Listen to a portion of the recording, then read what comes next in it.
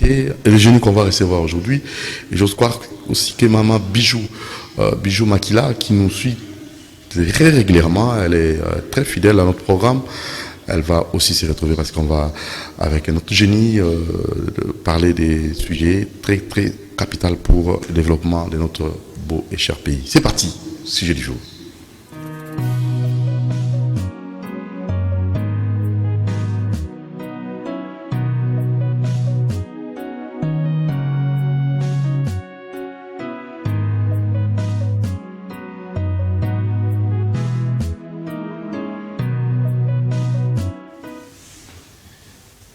Voilà, Mbote Maître Loulou, génie à Salelo.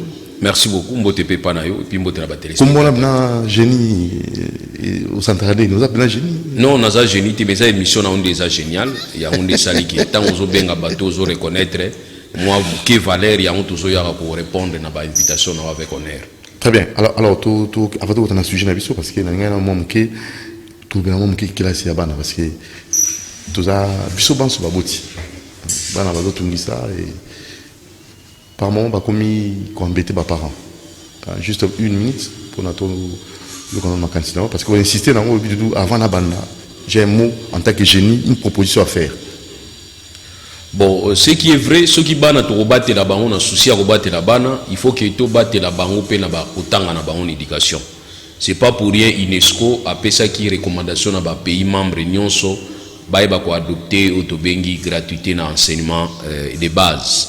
Alors ceux qui m'ont raté enseignement de base a comme un mauvais lecteur. Parce qu'un électeur c'est pas celui qui choisit un individu, mais c'est aussi celui qui a pour un programme ya individu, to ba idée à individu. Alors, si on attaque l'enseignement de base, ils ont pas sur le programme où ils sont pagala, ils ont malamu, ou ils ont malamu pour n'importe quoi biso. Il y a un moment UNESCO a qui recommandation au sein des pays nyonso, baye bako instituer gratuité na ba auto bengi éducation de base. Curieusement na RDC, tous allez qu'on néglige ka éducation de base, te pour na kubundisa ka volonté ou ya ko tia gratuité, mais tout comme ko bundisa pe na ba université. Donc ça veut dire que boboui tous na ba élite.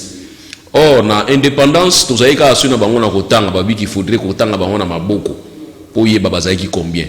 Mais les lots to combien belé, bamsupe pour baya to kanga porte te, pour na nini biso to sisi classe tozo kanga porte pour na bana ou bazo sisa lelo bazo a chance te. Okomona lobi kala ya laki papa Etienne Tshisekedi balobi ki autaki na kotanga mbala moko a sauter na ba activité ya to bengi ba responsabilité publique ya mboka na biso.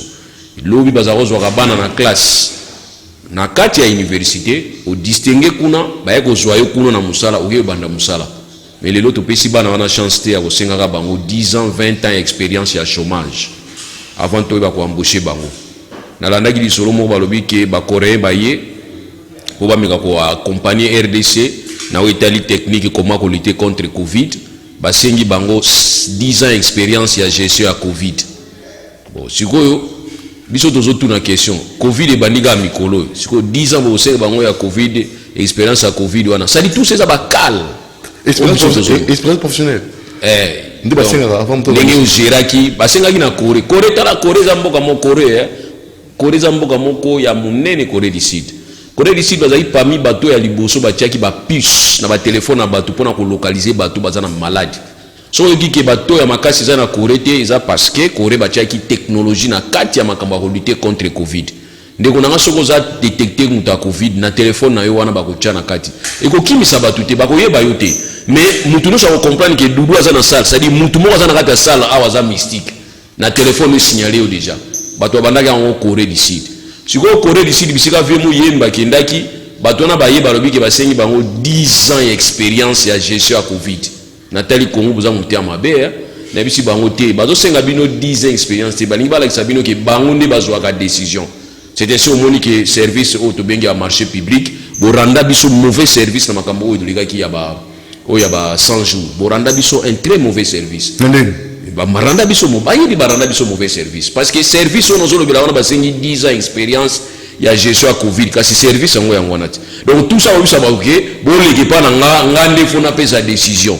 Donc ba Corée ba l'équipe biso na nyonso so ba ko sala biso botu na bango expérience te au contraire bango ba mon expérience na bino archaïque ya kala bazo sekango ba moni yoza obsolète c'est-à-dire c'est katana c'est kufa biso to sale lango lelo so kina bani mususu ya limoni ko détecter muta covid bo sui makila lelo il faut oser la 17 jours pour boyer baso azobela te na Corée c'est au même moment hein pendant que bino bodo négliger bana awa na Corée bazo ko tsabana na science déjà dès le bas âge moi na zo ba ordinateur bana musu bazali apesa ordinateur azolenga ibi basa ofongola te mais na Corée kuna alors bo comparer biso ba Corée te tant Corée ayo ko pesa bino expérience comme défenseur à Corée. Non, naza défenseur à malamu pour na peuple. En tant que génie. En tant que génie, nazali komona o ezali facile pour na peuple nanga. Quand expérience na bango ezali ko futa kitoko, so baye ko pesa biso champ coup de poing, tous na droit ko tchaba condition ezanga tina te. Hein? Te condition ezanga tina wana to boyango. Voilà comme na lobi ke bolingo bunisa nyonso na ba loi bochaka na ba disposition bochaka. Yango to kende na sujet du jour, yango la penza en tant que génie, nini en fait union sacrée zoya mibeko ya mboka yo en tant que tel ozan na parti prité. Oui. Union sacrée koleka sans ba conséquences na futur. C'est difficile. Na otali mibeko parce que oza génie to yambi lelo to otala kaka mibeko. Ndeko, omoni toza na chance à cause na constitution ya mboka na biso. Mais toi na mal chance à ko respecter ngote. C'est ça le problème toi na ngo. Chance à cause na constitution toza na ngo. Mais chance à ko respecter ngo, toi na mal chance nda ko respecter ngo. Soto bani ko respecter constitution na biso omona ke ba nyonso tozo mona lelo to komona ngote. Na isa ka batu nyonso ke constitution ezaka to loi ezaka na deux côtés, ezaka na deux parties. Toi na partie lettre, toi na partie esprit. Esprit ezanini, esprit ezali ba PV o esalamaki avant, ba benga ngo ba exposer des motifs, ba benga ngo ba travaux préparatoires. C'est-à-dire loi nyonso esalamaka par rapport à un fait déjà connu. Et permettre maintenant pas ba juriste ba ko élaborer maintenant ba règle ou ko permettre que les cambouana ezonge la société déranger population. Ya ba sala la loi. C'est ainsi ba ke on légifère pour le futur. C'est-à-dire ba sala la loi lelo mais pona ko sala malobi. Ndeko nanga loi eza, constitution ezali. Toi na difficulté à kotala esprit à constitution. Esprit à constitution eza clair. Et puis si biso ba préoccupation oyo et il faut ezale pas na yo nanga surtout zali ko diriger ba institution. La fois passée, il faut harmoniser, c'est-à-dire il faut assurer harmonisation, harmonie entre les institutions, harmonie entre les institutions. Montesquieu a la séparation du pouvoir, la limite na ebisika ba kusukela, la rôle na ya ko jouer. Deuxième préoccupation, il faut éviter les conflits. Donc ça dit tant obiso tozali ko diriger mboka yonanga, to ko uta ba côté différent. Tozaka obligé tozana union sacrée pour te diriger mboka nazo yebisa bango. Tozaka obligé tozana na kati ya union sacrée pour te diriger mboka. Mais tozali obligé ya ko vivre ensemble na kati ya nation, sentiment na ko appartenir dans une nation, ya ko yeba ki organisation na biso l'état, ezana ba institution, ezana population, ezana territoire, biloko zali ko constituer l'état, toyeba ko gérer yango ba pesi biso na tozala ba gestionnaire. Tant que nous ne sommes pas obligés de bimana un parti politique moko. Nous ne sommes pas obligés de bimana katia union sacrée. Mais nous sommes obligés à cause de homme d'État. C'est ainsi au monde l'article 96 de la Constitution Nabiso.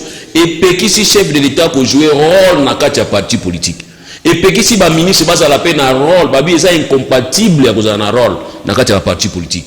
Mais qu'est-ce que nous ne voyons pas aujourd'hui? Vous voyez les ministres à qui na katia akena kati ya ba réunion politique na bango akena kozwa kutuba décision yende kaka président ya parti politique yepe kaka ministre kotoyo okomona ye alati écharpe à parti politique na ye mais ministre les conséquences okomona ye ministre nazo leka na télévision biki on nazo soutenir action chef de l'état yo ministre ozo soutenir action chef de l'état sunni nous na kati oko soutenir sunni nous na pas chef de l'état na zali tango zo longola batu ko longola ngate ngao na bine la gayo on neza ba rôle bozo jouer ya on to lobiki pas na biso za difficile yo mona ba ministre poto ministre ya poto so mona ministre ya poto aleki na télévision baki oh non je sali nani Macron tout cas déjà voilà ozo saluer beaucoup dans le conseil des ministres pe ça mbote kuna donc nyonso wana ezali ko sala ke tozo malam bon on a biso en direct en live na CCTV Rally officiel au peut de sengi batu ba s'abonner massivement na page na biso d'abord on a page Facebook CCTV Ralik officiel, na chaîne YouTube, CCTV Ralik officiel. Toujours même. Banuel Kamolobion. Oh, le ministre a fait si mot de pas chef d'État en télévision qui n'a pas soutenu. C'est ce que nous voyons. Pourquoi ça la remonté? Comme ça la neni. Même aux États-Unis. Ça la remonté. Pourquoi? Ministre Azali chef à secteur naïe. Aïe mission naïe. C'était ce moment où niveau à poto qu'on a sauvé nommé au ministre na place au fond la champagne au bani ko tout na batuna ko sala neni. On appelle ça solution et pas la société. Mais pas la mission d'arrêter. Vieux bah tu vas nommer informateur. Oui que ba champagne ko yaki belé. Ba champagne ko ba nommer informateur kaka pendant tout un mois. Ba champagne si dépense à champagne ils combien? Et curieusement, j'ai vu un véhicule bâti laisser passer cabinet informateur. J'ai dit non, ça c'est pas possible. Beaucoup on a besoin d'un mot va au Kayango comme ça, bah on a besoin il va valer la. Mais ni bien c'est la raté. Ni bien causé. Non, ça dit pas la besoin d'ani. Nous avons laxisme, c'est-à-dire les négligence, laisser aller. Bon, on a évité ni babanda ko sala. Au moins on a mis sous pour nani commission nani Kasongo. Général Kassongo, à cause de la décision, on a colongé la gyrophare, on a colongé la bâche de la plaque bâchée, décision à cause de lundi. Qui est lundi, Ozoya, semaine prochaine, on va gyrophare et continuer au tambola, la bâche plaquée continue. C'est-à-dire les a laxisme. Les a bien au basala, on a évité, nous pour Takabatunanzo, tout basala yango. Période où vous allez habiter, oh non, portière ouverte, bah on a portière ouverte.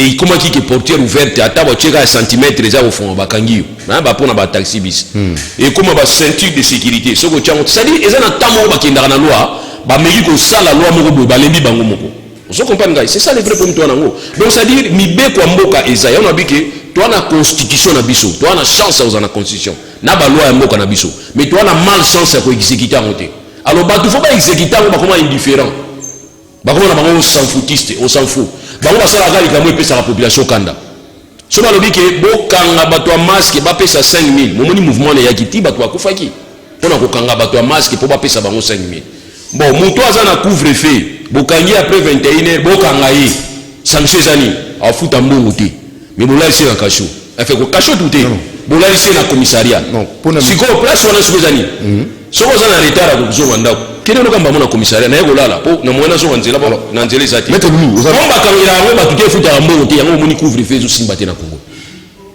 Hier j'étais moi-même témoin ya kotala mouvement ya ba policier bazolanda ba civil moko alingo beta masasi pour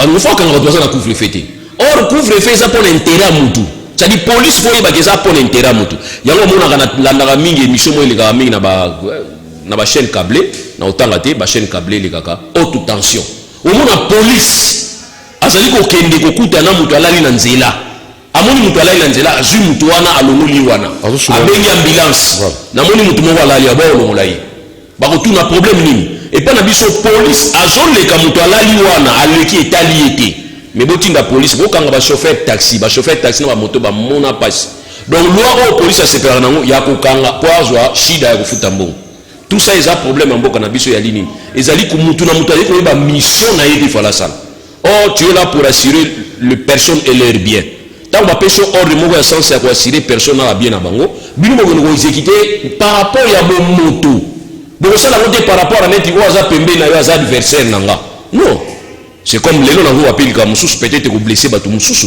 peut-être déjà na sujet mais na compta parce que na jouer occasion ko lega pas na yo batu balanda ko mingi bende ko dudu ya ko lobaki lelo ata batu bayoki o révélation moko ebimi pour makambo ya shebea révélation ebimi pour makambo ya shebea bon la révélation na révélation na babi que des policiers ba exécuter qui ordre mais yo na to yebi que un ordre mal donné que ça la exécuter té oui bien non un ordre mal donné que ça la exécuter té parce que yo za policier ba tinga pour na battre la milimo wa batu mais yo ke ina ordre parce que général na yo mutatingi yo boma mutu obomi mutu wana tant yo soni lelo oza mutu odobenga yoda c'était repenti eh mais oui c'était repenti c'est-à-dire repenti dans sens ni asali avait un exécutant na cadre de code benga ngo participation criminelle yé pas boma qui est pas exécutant qui met tellement chaleur otobenga chaleur makila mutu elati alobi ke oui na yebi place bachaki corps na yebi place boma qui est ngape na salaki yaka mukamate yo pe na mukamate na yo ezali point parce que le parquet instruit à charge à décharge ezate ke lelo to musabato na basantu ils ont exécuté lelo makambo na sala mamingi na ba police na biso police azo zo ordre pas major na ye au moment na police on a za OPJ azali o azala direct na ministère public mais azo préféré que soit ordre ya major na yeki ayeba ki azali c'est-à-dire officier à police judiciaire. Or un officier à police judiciaire ne dépend pas judiciairement de son colonel, mais plutôt dépend judiciairement à officier à ministère public, mais tu dépends de ton colonel administrativement. Yo peut ça la ordre ndeni ya ngomoni lelo type wana wa sali témoignage lelo ba yebisa ki boma sur ordre ya likolo. Siko ordre likolo wana fa ko ba kinga ba tinda ki papier zate bike zate crayon zate ba koma kite. Mais siko soki mukolo wana lobike ya shona lobike na yima kambo wana te kasi yo tika na fonga yo mokoti ya to lobike bino ba policier boza lelo ko travail. Il faut poser un sens et à responsabilité parce que vos responsabilités pénales peuvent être engagées et que vous allez engager. Nous connaissons les dossiers au PG avec le colonel Abina Tikate. Oh, 48 heures l'État est obséquié aussi l'équipe. Beaucoup de 5 jours, 6 jours. Oh mon colonel Abina Tikate. Mon colonel joue le gros sang, mon colonel Abana Ibiamote. Moi je connais une situation les gars qui l'a limité. Je connais. Période il y avait André Kimbuta. Période à Tchaki ordre au ballon la bitu kanyo sonanzela ba bazar no sengina nzela ballon la. Il y avait un OPJ. Non, vous avez dit ceux qui combinent le bureau de commandant, bureau de chef des opérations. À quel qu'on y a tabilo quoi batu, quoi il s'abilo quoi batu. Na lo yenge wana muto na biabu msayi $10,000. Bagé au fond d'ailleurs na auditora. Babé ni sayi no samba bien j'ai reçu l'ordre de la ville. Auditeur la biira la ordre yo soit qui a kono quoi il s'abilo quoi batu ayiba mbongo na ye. Bata yimuta abi ah tinde ba wa yibate. Via wana ina ya tinde muta effectivement via tinde ba no yibate. Type wana il est venu nous voir quand on accompagné. Mais je lui ai dit que tu es dans le bain, tu es dans le pétrin. Pourquoi? Parce que on a exécuté ordre moko ya mabé, on a exécuté un mabé pour l'intérêt na yo, et puis demain tu vas dire que je suis victime, je suis témoin. Revenons sur le sujet de l'Abisso. Union sacrée et Koleka sans ma conséquence sur le plan juridique.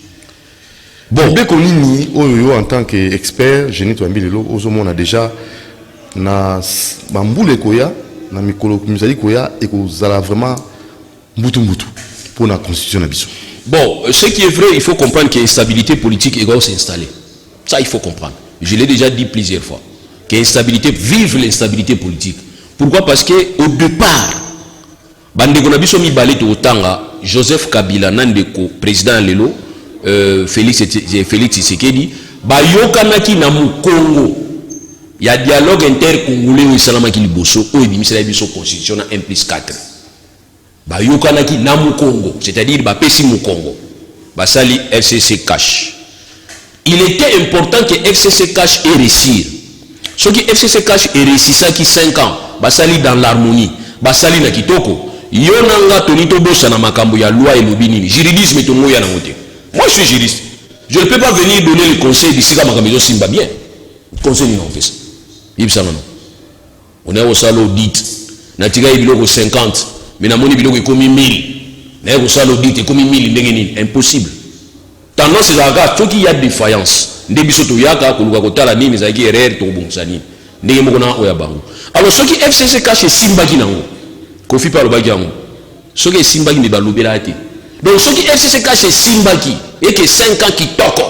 Social la population qui toko, harmonie qui toko, bah institution tambola bien, peuple a retrouvé sourire. Et oh n'élevé oisé quoi le que veut le peuple? Tu réponds à la question non. Dekonanga, violer ou pas violer, moi tu es bango, exact. Parce que Moussé Laurent Désiré Kabila tango ayaki ko sala na constitution à Mobutu te. Ayaki ko sala na constitution Mobutu te. Mais du moins il a prêté serment comme président devant la cour suprême au Mobutu atikaki. Donc pour dire que na cadre tel makambwana soko basculer. Il faut que bascule les alana intérêt à peuple va se retrouver. Aujourd'hui, peuple a confiance au chef de l'État. Jusque là, n'en demandons pas à promettre bisoté parce que nous sommes toujours dans des promesses. N'en demandons pas. Alors la confiance wana. Alors toi l'ingate confiance wana kata na po eza singamour eza très ya kokata na lembe ya lemba. Il y a une photo salama kasi ki to faire oublier batou accord ya Sun City. Oyi bimisaki constitution to zana ya 2006. To faire oublier batou FCC cash, tout côté dans la logique moko, où il permettre au peuple à se retrouver tant soit paix. Pourquoi dans l'opinion ici je ne me justifie pas comme un juriste. Non la difficulté de se justifier comme un juriste. Faut être honnête. Mais plutôt je me vois comme un sociologue. Pour mon bambé batté. Pour mon bambé batté. Non. Nazali comme on a que progression moko zo salama. progresser au salama so ezana intérêt à population et ça me docha mutu tonga te docteur ocha mutu tonga bana muso amike baswaka mama boko docteur mais moi on a kanisi bazo faire ata makelele ya bato FCC ne bazo ba mibe kozali ko beba o bango ndi bazala mauvaise posture bango parce que mutu apola ki opesa mutu conseil te ya mutu gagnaki supposons yonanga boye yonanga ngana bimi so musée ko kendaka na ndenge ya avantage chose que na ndenge avantage à peuple total là ni faire une loi qui va se faire souffrir les peuples. Non, c'est impossible. À ce moment, tu légiférer pourquoi?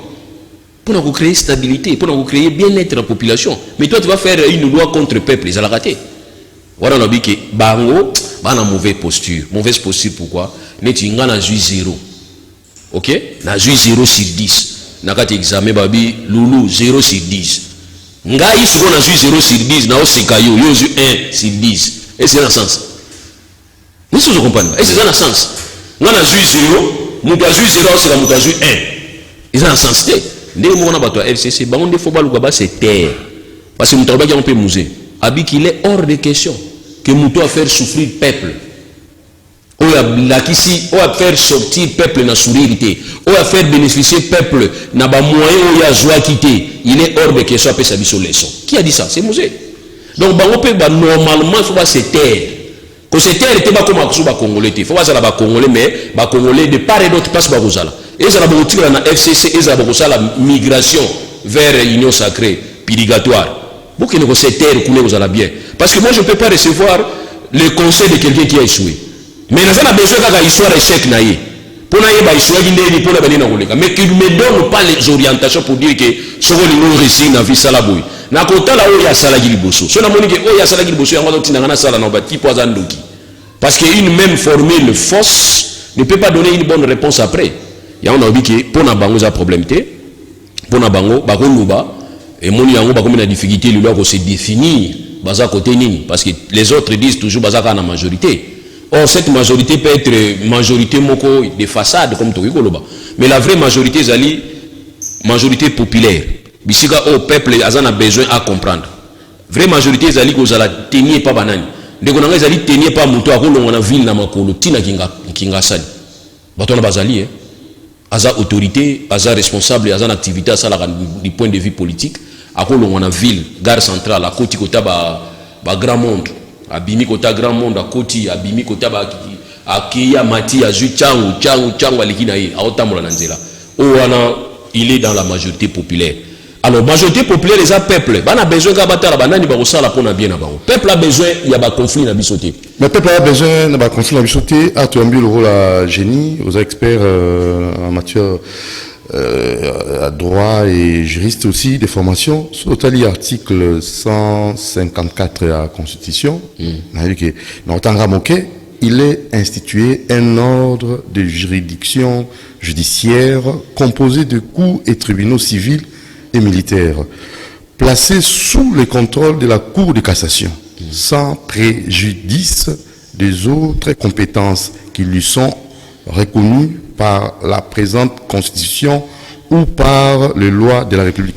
Non, aussi, la Cour de cassation connaît des pouvoirs en cassation formés contre les arrêts et jugements rendus en dernier ressort par des cours et tribunaux civils et militaires. Mais tout à l'heure, article 154, applicabilité dans la loi Mingi Awa. Est-ce que bazali na indépendance? Les autres demandent indépendance, tout baouzwa toujours moins coloration ou moins appui. Pourquoi la récite à l'union sacrée Salim? Bon, ce qui est vrai, nous avons un problème. Problème, il y a Batou Bazalaka toujours attentif. Attentif et puis auditif. C'est-à-dire quoi? Aizazo Sila, Azo Yoka, on continue à l'obéir ni pour n'alikamo fallait y sala. C'est ça ce qui est problème de la RDC. Il y a un moment où il y a un dossier za yango ko fongola moi ba fongola zate ba otala regard ya chef likolo chef alobini. Je donne l'exemple ba dénonciation les gars na mboka na biso. Nous avons connu des dénonciations à Lozolo Bambi qui avait dit dans le cadre de coulage ya mboka mbongo beleza ko beba. Il a même constitué un dossier à transmettre qui a pas ya procureur général prêt à cassation et aucun dossier fongoma raté. Ce qu'il fallait batubalo ba dossier fongoma. Les lois makambo chebea. Mais attends, vous voulez quoi? Qu'on vous dise quoi? Il était question maintenant RFI. Merci Naye. à permettre de toyoka révélation wana et jusque là tilelo parquet ça est ôté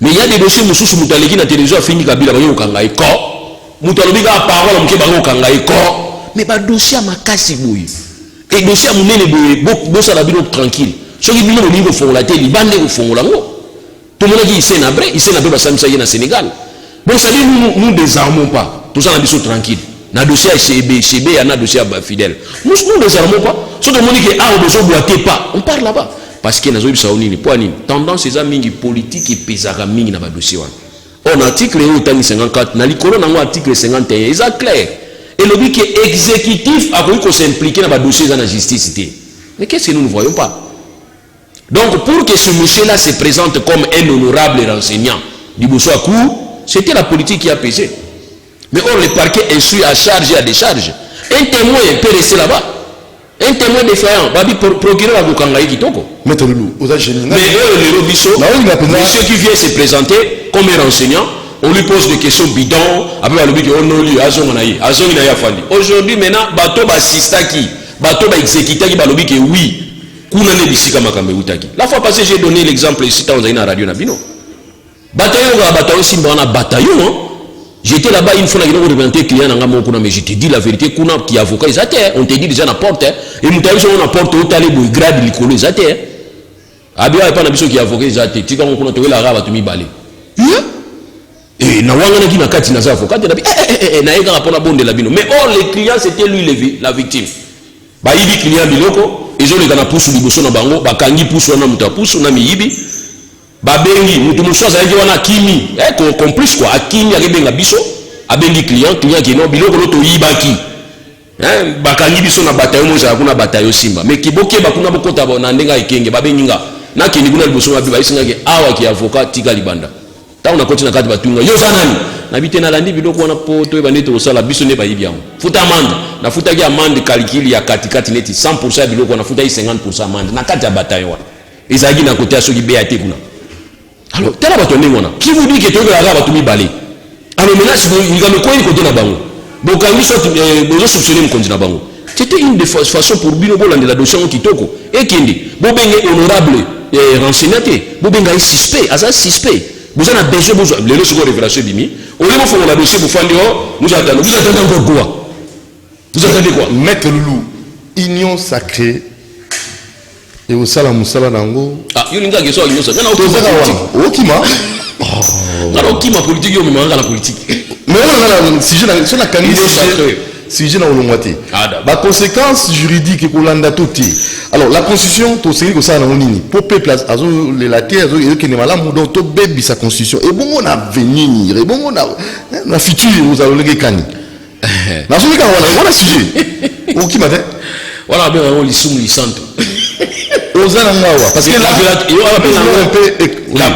la violation sainte violation dans l'isum lisanto nzemba madilo gate madame na Eve basala ki l'isum lisanto donc ça aussi c'est une violation sainte que je n'ai pas c'est une violation mais je dis que cette violation dès lors qu'ils ont fait ça moins espoir dans le peuple cette violation dès lors ils ont rapporté le peuple le gozo senga je crains fort que tout compte na juridisme boyo kabiso je crains c'est ainsi au moni nous sommes dans le monde entier mais non ça dit je parle na souka peut-être na ko kita souka quelque temps mujeta la yaki opposition ezalaki muja lobi opposition ezati akuti ya monter c'est pour biso to comprendre que opposition ezalaki qu'est-ce que muja fait asala yini muja longoli biso esprit ko kanisa que opposition fait za na mboka comprendre conséquence période na opposition ezalaki ko salate babengi bino na marche bato bakoyate et loko nini peuple alingi so pesi peuple loko wana ezala ozana nani ezala nani so pesi peuple a pesi confiance c'est fini nous sommes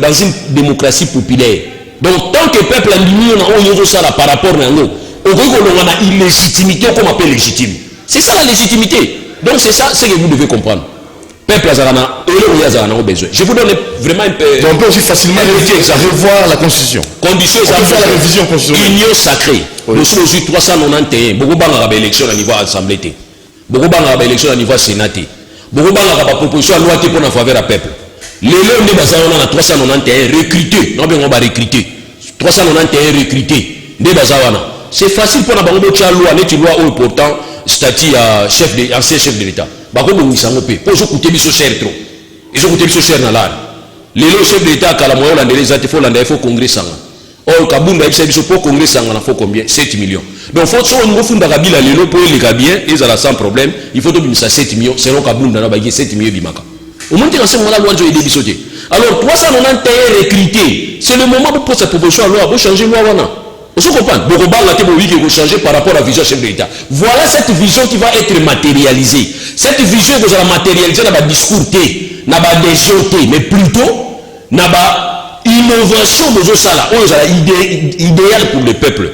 On est appelé immédiat. Et plutôt immédiate. Innovation immédiate. Mais si on te dit, oh non, je vais faire ceci, comme en Suisse, comme en Allemagne, ou on est discours trop banda manifestantili.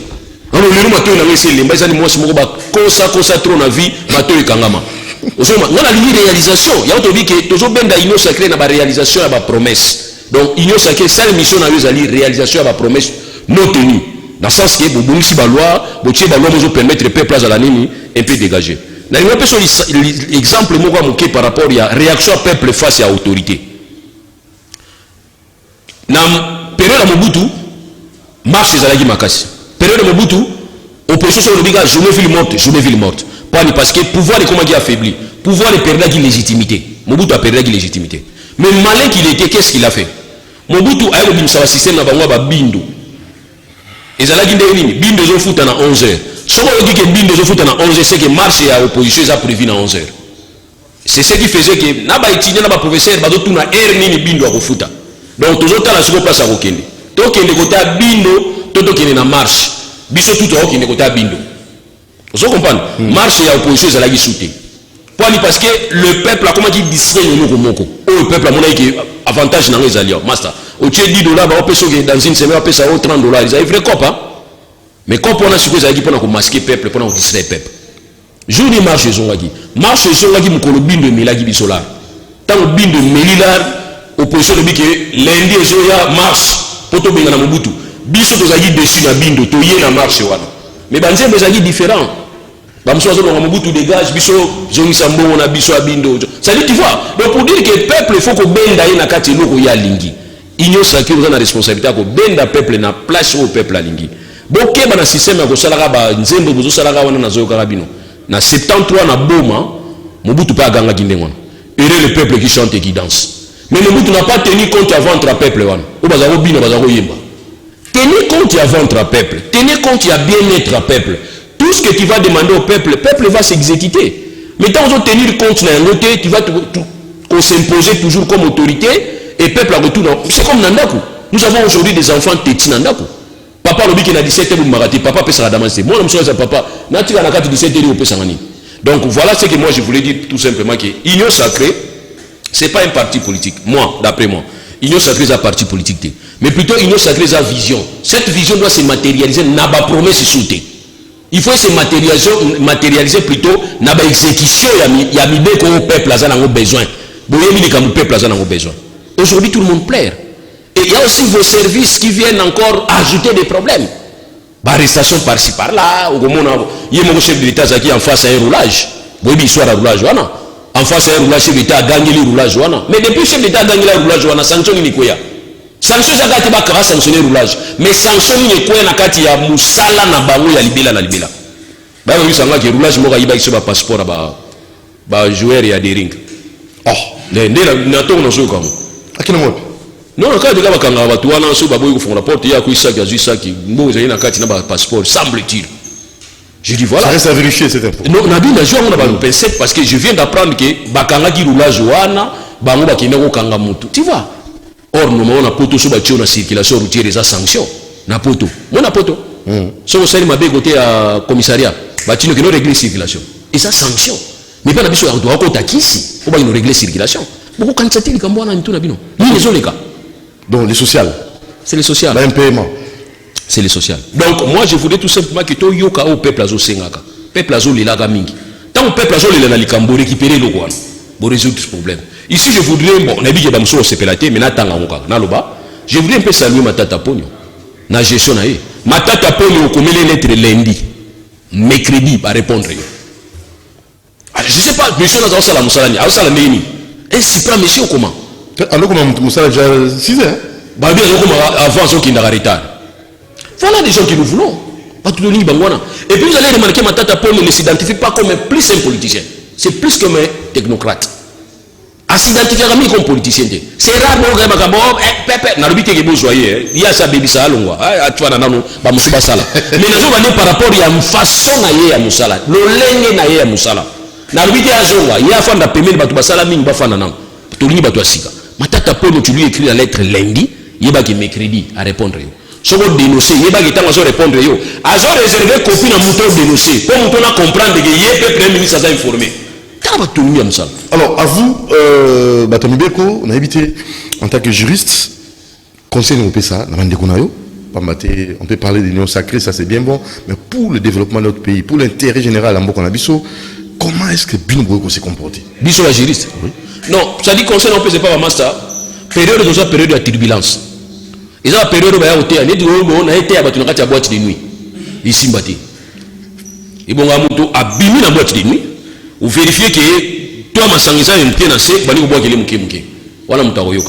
Mais vous n'avez pas de boîte de nuit, whisky, coteau, champagne, monsieur, la loi dit, au Bible, le Bible, Corée, le Bible, côté. Donc, période, tout ça, dans la période, tout à la où salama. Mais toujours la cabane, tout n'est que salama lobby. Ça, c'est ce que nous sommes, la force de l'habitude. Même temps, on va en janvier. Je l'ai dit, c'était toujours moi qui disais que l'Ibatana Soso Atabafani Bisiga Moko Maki Yakate. C'est moi, c'était janvier. Tout le bagui qui est FCCK chez Simbate. Pour tout le monde qui n'y a, c'est là qui préparé pour Simbate. Bon, union sacrée, risque exact de Simbate. Encore? Oui. Non, je n'ai pas mon risque exact pour Simbate. Pourquoi? Même ingrédient. Presque même bateau. N'a pas même revendication dans Bango. Baye na mokoto. Si vous avez une chance, il y a un mouton sur le Bango. Azotuna rapé Bango bolobini. Ça va nous perdre le temps. Kuna basada qui ba oui. Ba lo reno côté. Bazaro yo rakaka. Kabila zolo bazo ba oui iyo. Siko moke baby. Ba lo kuna ba yeso bikubisika mouton azoyoka. Et puis azotuna Bango na cadre de responsabilité na Bango. Bolobini. Réflexe à Rotumoussa comme c'est la même chose. Le chef de l'État Tawayambaki Tambo Mwamba n'a jamais Mabundu. C'était l'un des ils ont empêché le Salami Lelo. Est-ce que vous comprenez? Le chef d'État avait besoin d'un interlocuteur. Kabila c'est depuis longtemps Boïba Lobarati. Depuis dans le président. Place à Roloba Azolobate. Jour à Roloba Boké Goumbakila. Il y a Zayine Mwamba. Il y a tout les journalistes qui ont fait une photocopie. Il y a constitution. Normalement, ma photocopie dans le dossier officiel, faux officiel. Alors, la constitution est en train de mais il y a une copie, photocopie. Il y a constitution. Donc, il y a un langage, mais il faut que Alobaka, mais tant que je fais ça, on ne peut pas faire réclamation. Oui, sous l'impulsion du chef de l'État, je me suspect, c'est là, il y a 3 mètres, c'est le chef d'État, inauguré au lycée, c'était sous l'institution du chef de l'État. Je me suis fait la télévision comme, mais pour que c'est périssaillé, ça l'a néant. Mais là, il y a même personne. Na makanisa ngo bazalaki na ngokuna ya kunui baye na ngosiko tant baye ba yokuta siko mutu azoyoka atu na bango bolobani mais faut botu na mwana maya azoyoka nini botu na chef de l'État botu na azoyoka kani ça dit ba secret musu mais c'est ba bakisi sanction ba secret musu on dit sur le bord sur ba bakisi sanction ce qui état de droit applicabilité na ngo salim bon état de droit ezali état oyo biso nyo sutuza na kati ya bibeko. Mais nous avons une difficulté à expliquer ma camisole de Nous avons répété sur Doudou. On va changer la difficulté. Nous avons une difficulté à expliquer. On va reformuler la question, on va former tout. Nous avons quand on a un expert. Nous avons confie à la MBA, mon tir soit une question. Ato Kimi. Avant M. Sili, sous une autre forme. Mais on peut sous une autre forme. Donc tout a été M. Sili. Et Sili Kaka. On a dit que ils n'ont pas cité juridiquement ce qui se passe aujourd'hui. Parce que droit, pour moi, droit est arabo. C'est la politique où ils ont fait ça, ils ont explication belé. Tout sociologie, droit, ils ont tout droit. C'est-à-dire, même il y a beaucoup de choses qui sont. Mais en termes clairs, pour conclure, Nibeko, Nabiso, ils allaient qu'on là tous ils allaient na esengo ils allaient qu'on tous sama pour finir oyebi les deux juges au bazali na cour constitutionnelle batoma yele kolekanga ba makasi na droit kolekanga nazo pesa bango da ebe mise hommage en tant que ba aîné scientifique nanga ba saisir cour constitutionnelle réponse à cour constitutionnelle zaïbi baza incompétente voilà donc pour dire que c'est difficile à vous expliquer ma commission de qualité mais na tout c'est une question pour la personne ce peut-être idée mususu vraiment oyebi que Lumumba libaza héros lelo oyebi que Lumumba zali moto bazolo na parti politique nyonso ke référence na biso Lumumba oyebi que Lumumba soki na union africaine okuta photo na ye oyebi que Lumumba Afrique mun balobelaka Lumumba mais Lumumba violaki constitution en 1960 1960 Lumumba violaki constitution en tant que premier ministre à la présidente. On regarde la loi fondamentale du 19 mai 1960. Seul le président n'a pas le premier ministre, l'article 22. Mais le monde ne dit jamais. C'est un acte politique. Donc tout ce qui se passe aujourd'hui sont des actes purement politiques. On n'a pas expliqué. Si on a bien expliqué, on va contre les bancs. On va bien jaloux. Mais si on a bien expliqué, on va bien à côté de l'IDPS. Il y a un fanatique à la licolo. Comme ça, il y a un samba à la licolo. Parce qu'aujourd'hui, ici, à tout fundi, mon condiambo, à l'élan, à cour constitutionnel, juge naturel, ils sont toujours incompétents. C'est la histoire de la vie. Comme ça, tu expliquer bien. Lumumba a violé la constitution de 1960. Le simple fait à déclarer qui Kolongola, Kassavou. Parce que total, la carte loi wana et l'eau moko ezati na sansoan. Que le premier ministre a la président. Tout le monde y a voté. Mais il a posé l'acte. Mais quand il a posé l'acte, ce n'est pas pour autant qu'Emilien est l'élo. Mais c'est pour autant d'ailleurs à Mathieu Nicolas comme héros. Donc il y a certains actes politiques qu'on pose, explication à droit exaté. Si on veut explication à droit, c'est qu'on a combattu à parti politique. Juriste. Non, non, juriste, non. Juriste et militant parti politique. Au moment où on a ce parti politique, on a ça la peau, ils ont bien. Ils ont bien. Nous avons un héros, il faut pas se taire. Il faut se taire. Si on peut ça peut-être sentiment à biso, sentiment, mais si on peut ça point de vue à biso, fait ça toujours la science. Il y a des gens mais selon la science, au plus il y a noté. La science, il y a des belles personnes qui mais il y a des gens qui ont des gens qui ont des gens qui ont des gens. Donc, si on dit que l'acte de poser les lois politiques, vous êtes sûr que vous sa stabilité politique, lobby, bravo. C'est ce que nous avons fait. Vous changer le côté, si vous êtes sûr. Sinon, vous innover dans ma baie. Conseil peut la faire si vous sentez que ça va, parce qu'aujourd'hui je ne vois pas réseau aux Assounis. Sénat, cash, union sacrée. Primature, union sacrée. Assemblée nationale, union sacrée. Président, union sacrée. Service, justice, pouvoir judiciaire, union sacrée. Pouvoir législatif, union sacrée. Tous les services connexes, union sacrée. Portefeuille, union sacrée. Ça sera comme ça, non? Parce que Kaleraki 35% cash, 65%, c'est ça sous le et comme union sacrée. Alors toujours c'est la seconde union sacrée qu'on les qui loi au peuple à Lingui. Tout profiter péché au drigo. Tout les loi. Né bango salaki na 18 ans, il y a que ça la loi na terre Kabila. Bo ça appelle loi na terre peuple. Voilà ce que nous vous demandons. Merci maître Lou. En termes de conclusion, te remercie au niveau de l'invitation et Mandeko Balandi Bissou peut-être beaucoup de message ou Vinabino a plus de 143 89 61 52 634 plus de 243 89 61 52 634. À la prochaine occasion. Merci beaucoup. Et félicitations pour la Mona. A aussi sa classe on a télévision. Na mona ndingo ningani mettre Lou. Ça c'est très bien. Ciao et à la prochaine occasion.